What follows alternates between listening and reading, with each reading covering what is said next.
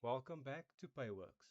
Today we'll be doing additional payroll items and how to add them.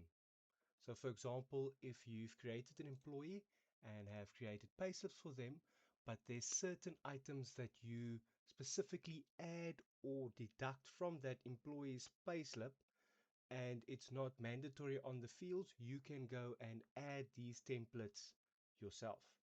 So for example, if there's additional earnings that it's not included here or additional deductions that you would like to deduct from the employee that's not located here, you can manually go and add them by going to payroll settings and then payroll items.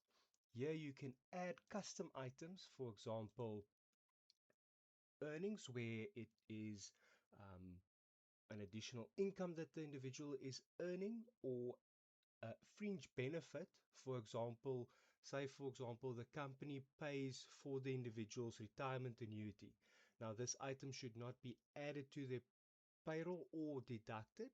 It is a benefit that the company pays towards the retirement annuity for the benefit of the employee, but it should not be a monetary move on their payslip. So now, for example, retirement annuity, fringe benefit, and then the amount that's being contributed. Say, for example, the company is contributing 2,000 Rand a month for the retirement annuity on the benefit of the employee.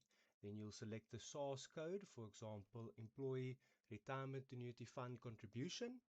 This will allow the system to deduct that income also as a deduction as retirement or pension fund contributions are tax deductible.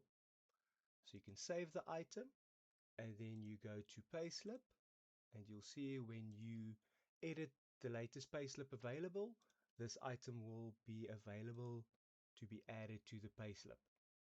Now this will not affect the payslip essentially in the net pay only tax, but as discussed, retirement annuities does have effect on the taxable income as it is also deduction. So it's added and removed on the same time with the payroll for pay as you earn purposes.